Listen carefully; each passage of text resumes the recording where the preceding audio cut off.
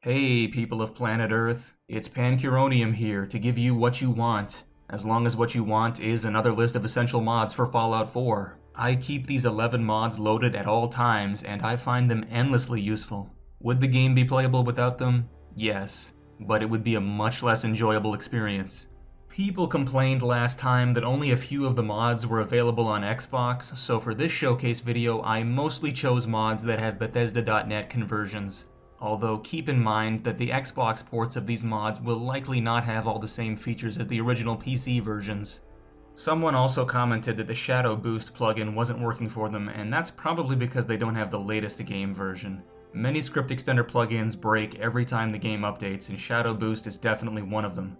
If you have the right game version and the script extender version and you still can't get Shadow Boost working, just find the area of the game where your performance is at its worst, and lower your settings, particularly God rays and shadow quality, until you can hit a frame rate you find acceptable. That's my advice.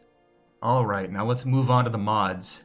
Our first mod today is MCM Settings Manager. If you've ever experienced the pain of starting a new game and realizing you have to spend the next 10 minutes messing with your MCM settings, you will instantly appreciate what this mod does. With this mod, you can save all your MCM settings to a preset and load them up nearly instantly, even on a different character. Needless to say, this is insanely useful. You can even share your preset files with other users. I don't have much else to say about this mod. It's an incredible time saver, and I will never go without it again. Obviously, because there is no MCM on Xbox, this mod is not available there. But our second mod for today, the Immersive Animation Framework, is available on Xbox. This mod fills in the holes left by Bethesda's animators, who made animations for injecting stim packs but then failed to make animations for the hundreds of other consumable items in Fallout 4. But with this mod, you can actually see your character drink that Nuka-Cola or eat that nasty radroach meat.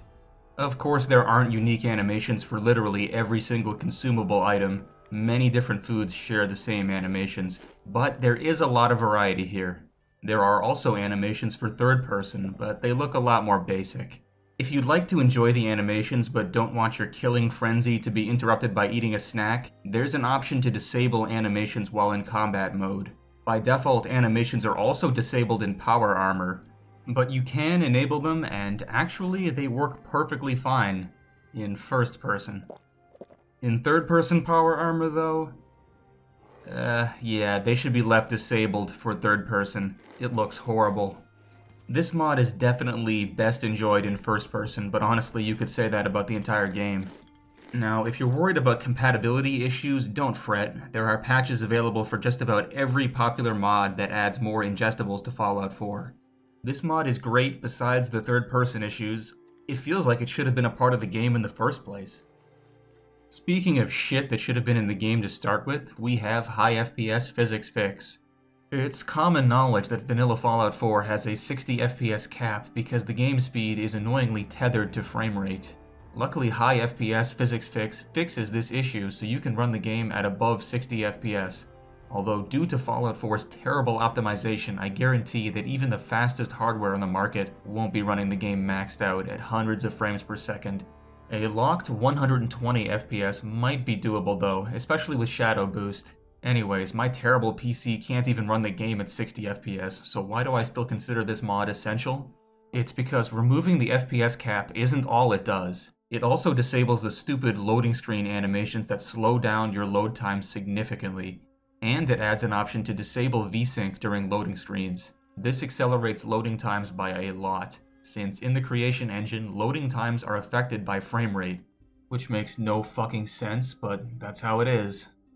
This mod also comes with its own frame rate limiter, which is much better than limiting the frame rate with Rivatuner or NVIDIA Control Panel, because you can set separate frame rate limits for both interior and exterior scenes. This is very useful since interiors tend to run way better than exterior locations do. I use this feature myself to limit the frame rate to 40 in exteriors and 60 in interiors, although when I'm recording these shitty videos I limit the frame rate to 30. Anyways, I think I demonstrated the usefulness of this mod. On to the next one. Our fourth mod today adds another basic feature that should have been in the game from day one, an FOV Slider. Personally, I don't mind the default 80 FOV, but I know it's not high enough for some people. That's where this mod comes in. It features separate sliders for both first and third person, as well as power armor and Pip-Boy FOVs. You can also change the view model FOV if you load another dependency, but I don't recommend doing that because increasing the view model FOV can make it more difficult to aim down your sights, and it allows you to see things the animators never intended you to see. When you're playing around with this mod, be careful though, because increasing the FOV can hurt performance significantly, especially in CPU-bound scenarios. A wider viewing angle leads to fewer objects being culled out of the scene, resulting in more draw calls. Standing in the exact same position with the default FOV of 80, I get 1,377 draw calls, which increases to 1,562 at FOV 90, and further still to 1,741 at FOV 100. The reverse is also true. A lower FOV will reduce the number of draw calls, greatly benefiting low-end PCs. At 50 FOV, I only get 817 draw calls, although actually playing at 50 FOV would be nauseating. Dropping the FOV to 75 or 70 could actually be a sensible choice though for those looking for a performance boost on low-end hardware. The mod also lets you mess with the player's height, but I never cared about that part of the mod or even touched it, so I can't say much about that feature. By the way, on Xbox, since the MCM doesn't exist, I found an alternative mod to increase your FOV. I linked two versions in the description, one for 90 FOV and another for 100. I hope you find those two mods helpful if you're on Xbox. Our fifth mod is in-game ESP Explorer, which adds an easy-to-use interface for spawning in items from any mod you have loaded. This plugin is a huge help to me because spawning in weapons for reviewing purposes is so much easier using this menu than it is with the console. It's a big time saver. But even playing the game casually, I can see this mod being very useful to give yourself items you failed to receive because of a bug or whatever. For console users that ironically don't even have access to the console, let alone mods that require a script extender, I've put a cheat terminal mod in the description that should let you spawn in any item from at least a vanilla game. Our sixth mod is Full Dialog Interface. This mod changes the Dialog UI to show you the entire text of your response, not just a short and potentially vague summary. It's a really nice change to have, and unless you're using a quest mod like Point Lookout that requires more than 4 player responses, it should be sufficient. There's not very much to say about this mod. Using it is a no-brainer. Our seventh mod is Improved Map with Visible Roads, and I'll be honest here, I'm kind of padding out the list at this point. I think the vanilla world map looks okay. This mod increases its contrast so you can see the roads more easily, but that's probably something you could live without. There's also a version which adds grid coordinates to the map, but I can't really see that being useful to anyone. This mod is worth using, but it's just a small texture improvement. This one isn't really essential. Our eighth mod is Place Everywhere, a mod that removes the annoyance of not being able to plop down settlement objects wherever the hell you want. It has many useful hotkeys like turning off object snapping and surface snapping, allowing for precise placement. It also lets you place objects outside settlement borders, although you have to build within the border first and then move the object. There's tons of other features as well, but I'm not really a settlement building kind of guy, so I don't use all of them. Still, I always have Place Everywhere enabled in my mod manager because screw not being able to build wherever I want. Place Everywhere is not available on Xbox, but there is a similarly named mod called Place Anywhere that I assume has at least some of the features of the PC version. But I don't have an Xbox, so I can't really tell you the specific limitations. Our ninth mod is Bullet Counted Reload. This is something I still can't believe wasn't put in the base game, or at least the Far Harbor DLC.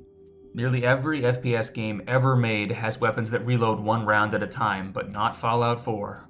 And because Bethesda failed to implement this extremely simple feature, we have to rely on a script extender plugin, which is a poor substitute for a real engine-level solution to the problem. When using this mod, it's not uncommon to run into issues where you're unable to reload or fire your weapon when you should be able to, but that's just the unpredictable nature of using scripts in this engine. As finicky and problematic as this mod can be, there's no better replacement available, so we have to deal with it. Like it or not, this plugin is an absolutely essential prerequisite for tons of weapon mods. Our second to last mod for today is Survival Configuration Menu, which fixes my biggest problem with Bethesda's survival mode. It's an all or nothing toggle with zero configurability. This mod exposes nearly every aspect of survival mode for tweaking. If you don't like, for example, the fact that you can only sleep for a few hours on a dirty mattress, you can change that. If you want to enable fast travel or quick saves, you can do that. You can also tweak how quickly hunger, thirst, and sleep effects pile on, and just about everything else too. The console equivalent mod I found, Survival Options, uses a holotape menu and probably doesn't have the exact same options as Survival Configuration Menu, but I'm sure it's close enough. The final mod today is Workbench Quick Exit. When exiting workbenches in Fallout 4, it can take several seconds to regain control of your character, especially if you quickly exit the workbench right after entering. This mod removes that annoyance, allowing you to exit workbenches pretty much instantly. Workbench Quick Exit's only flaw is forcing you into third person upon exiting a workbench, but even despite that, hitting a key to switch perspective back to first person is still faster than waiting for the stupid animation to finish. If this mod could be updated to restore your previous perspective after exiting a workbench, it would be perfect. As it is right now, it's still a pretty good mod, and it's one I'll always keep loaded from now on. Alright, that's all I wrote. I hope this video helped you out. You probably already knew about most of these mods, but I'm sure you at least learned something new. I hope. I release new videos every week on Tuesday, so see you next Tuesday. Toodles!